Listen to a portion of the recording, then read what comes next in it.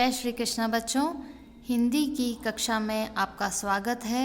आप पढ़ रहे हैं पाठ 8 और पाठ 8 में आज हम प्रश्नोत्तर हल करेंगे। प्रश्न संख्या 7 से 15। पिछले वीडियो में प्रश्न संख्या 1 से 6 तक हम हल कर चुके हैं। तो प्रश्न संख्या 7 है, कौन सा संदेश सुनाने की बात कविता में कही गई है?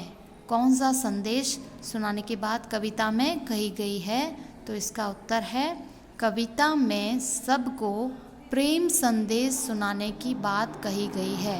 कविता में क्या कहा गया? सबको प्रेम संदेश, यानी प्रेम का संदेश। हमको सबको प्रेम भाव से मिलजुल कर एक दूसरे के साथ रहना चाहिए, ऐसा प्रेम का संदेश सुनाने की बात कही गई है। प्रश्न 8 है, हमें किसका भेद मिटाने की आवश्यकता है? हमें किसका भेद मिटाना है? किसकी भेद मिटाने की आवश्यकता है? तो इसका उत्तर है, हमें ऊंच नीच का भेद मिटाने की आवश्यकता है। मतलब हमें ऊंच नीच की भावना अपने मन में नहीं रखनी चाहिए कि हम ऊंची जाति के हैं, ये नीची जाति का है, हमें इसकी मदद नहीं करनी है। तो हमें ऊंच नीच का भेद मिटाने की आवश्यकता है। प्रश्न संख्या 9 है, नई रोशनी से क्या तात्पर्य है? नई रोशनी से क्या मतलब है? नई रोशनी का क्या मतलब होता है? तो इसका उत्तर है, नई रोशनी का तात्पर्य है आपसी मेलजोल वाले सुखद वातावरण से है। मतलब नई रोशनी का मतलब क्या है? नई आशा, नई सोच। इसका तात्पर्य है आपसी मेलजोल वाले सुखद वातावरण से। हमको आपसी मेलजोल एक दूसरे में बना के रखना चाहिए, एक दूसरे से प्रेम के साथ साथ में रहना चाहिए। तो वो वातावरण कैसा होगा? सुखद वातावरण होगा। प्रश्न संख्या 10, हमें एक दूसरे के प्रति कैसा भाव रखना चाहिए? हमें एक दूसरे के प्रति कैसा भाव रखना चाहिए? तो इसका उत्तर है, हमें एक दूसरे के प्रति भाईचारा व समानता का भाव रखना चाहिए। हमें एक दूसरे के प्रति कैसे भाव रखने हैं?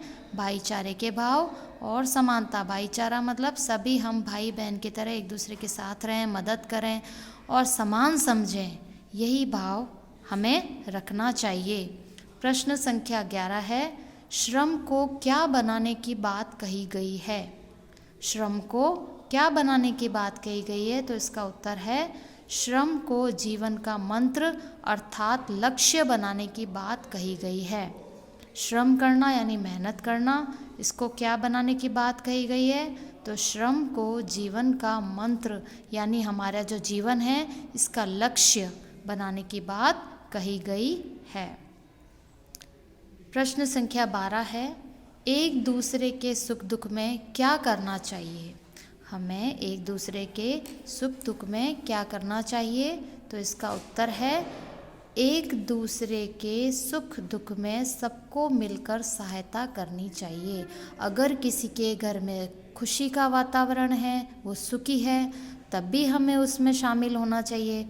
और अगर किसी के घर में कोई दुख हो गया है, कोई परेशानी हो गई है, तो उसमें भी हमें उसके साथ रहना चाहिए, उसकी मदद करना चाहिए।